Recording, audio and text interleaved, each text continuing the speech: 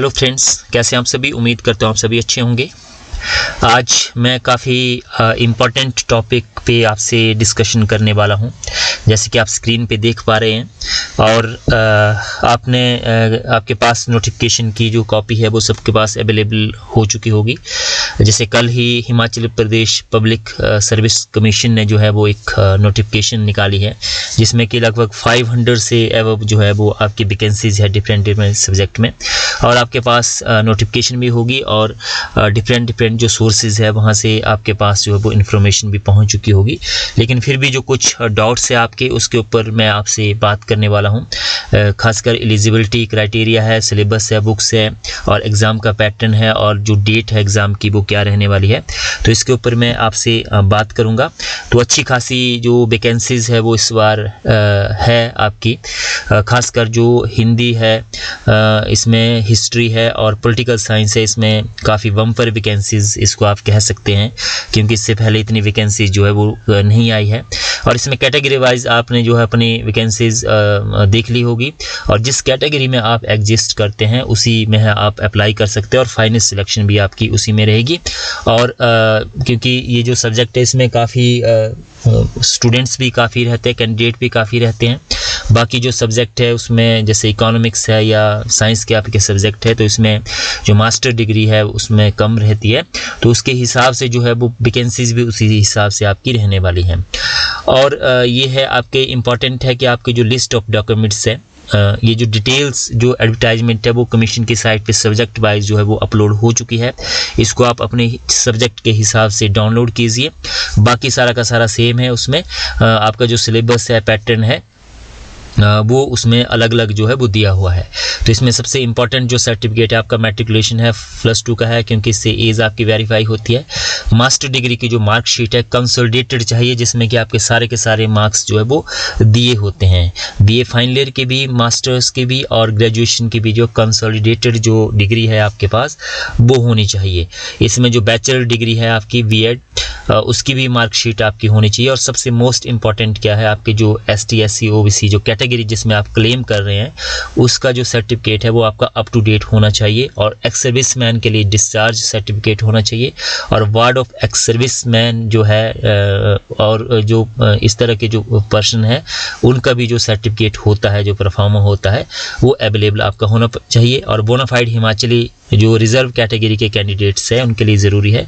और EWS जो है कैटेगरी का जो सर्टिफिकेट है, इनकम एंड जो एसिड का जो सर्टिफिकेट है और valid BPL certificate countersigned by the BDO along with non ST SC OBC certificate issued by the competent authority, जो अथॉरिटी आपकी concern as per the notification उसके अकॉर्डिंग ये होना चाहिए।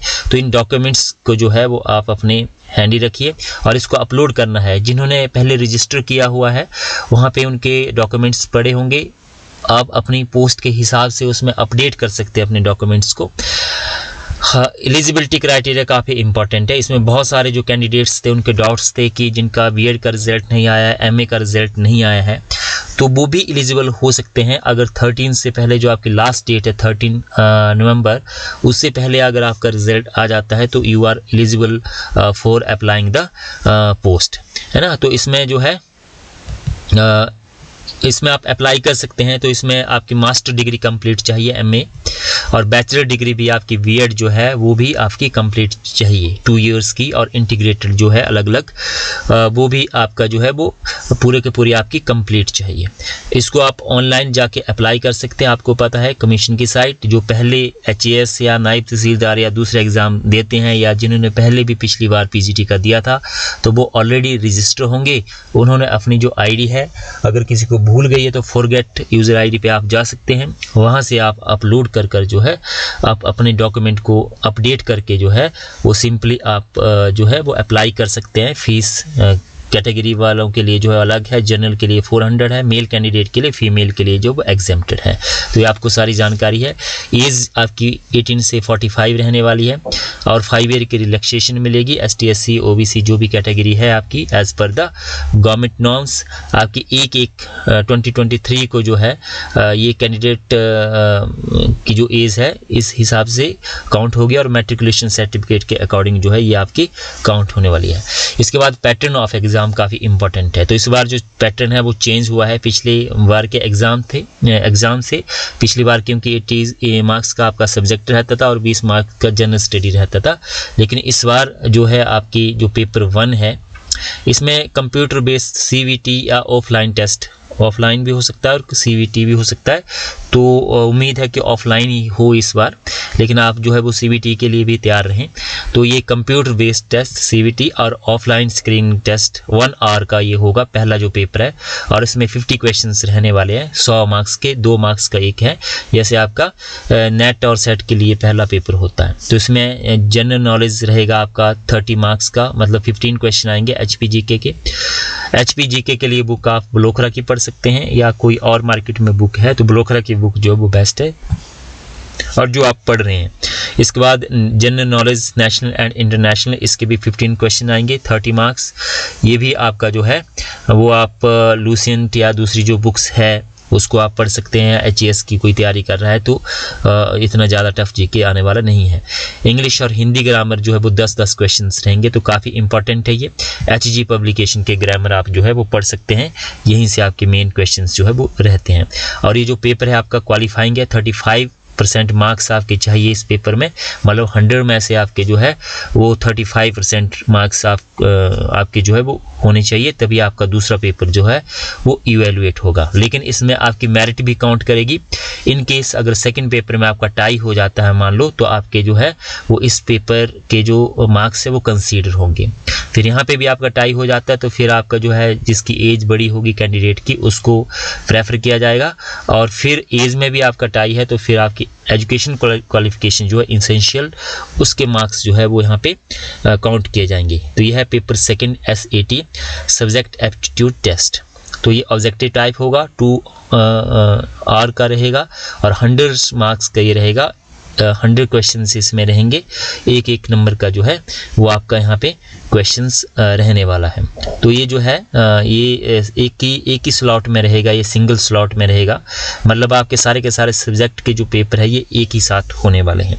तो इसकी जो एक्सेप्टेड डेट है आप लेके चलिए, दिसंबर एंड में भी हो सकता है, और दिसंबर एंड में अगर नहीं होता है तो फरवरी के जो है वो लास्ट वीक या मार्च के फर्स्ट वीक में आपका जो एग्ज़ाम है वो ये होने वाला है। अगर दिसंबर में इन केस नहीं हुआ, क्योंकि नवंबर तक तो अभी डेट है, तो फिर आप मार्च और फरवरी एंड में लेके इसको चलिए। तो सिंगल स्लॉट में होगा, चाहे जितने भी सब्जेक्ट हैं, क्योंकि जो पहला पेपर है वो सबका कॉमन रहने वाला है, तो इसको अलग अलग करवाएंगे तो फिर मुश्किल हो जाएगा। तो क्योंकि उसके लिए फिर अलग अलग पेपर बनाना पड़ेगा, तो एक ही बार में ये रहेगा। मॉर्निंग सेशन में आपका फर्स्ट पेपर होगा और इवनिंग सेशन में जो है वो सेकंड पेपर होगा, है ना। तो on the basis of performance of candidate in second paper category wise zone of consideration shall be prepared in the following manner.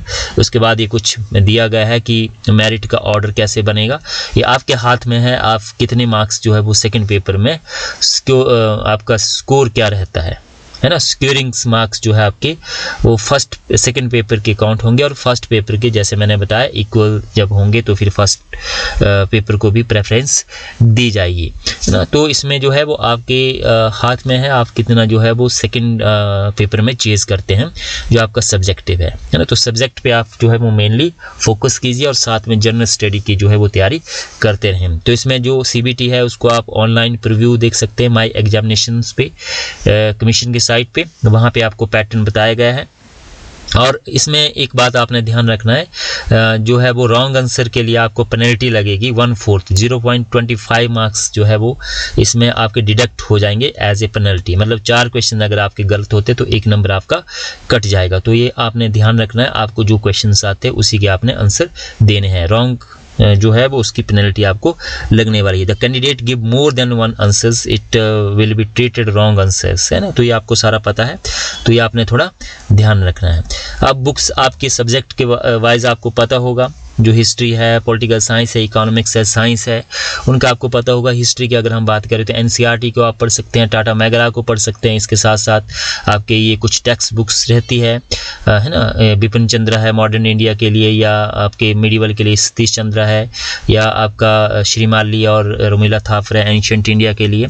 Tata McGrath को आप पढ़ सकते हैं। इसके साथ साथ जो है और जो आप बुक्स पढ़ रहे हैं ना, अलग अलग जो भी नेट के लिए आप तैयारी कर रहे हैं, तो उन बुक्स को आप रिवाइज कीजिए। मैटर ये करता है कि आप जो पढ़ रहे हैं वो कितना रेलिवेंट है, और आप जो पढ़ रहे हैं वो आपको कितना लर्न हो रहा है फाइनली, है ना। तो आप ज़्यादा बुक्स पढ़ेंगे तो ज़्यादा आप कंफ्यूज रहेंगे।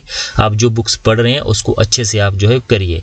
पॉलिटी के लिए आप लक्ष्मीकांत या दूसरी जो है इंडियन पॉलिटी पे इस बुक को पढ़ सकते हैं।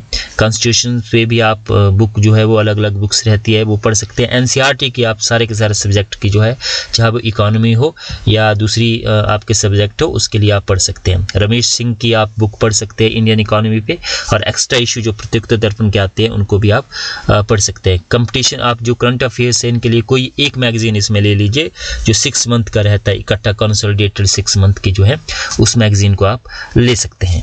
और इस तरह से होपफुली जो है वो आप इस टेस्ट को क्वालिफाई करें, क्योंकि ये काफ़ी एक बेस्ट अपॉर्चुनिटी है ना। तो आई होप आपको इससे जानकारी मिली होगी।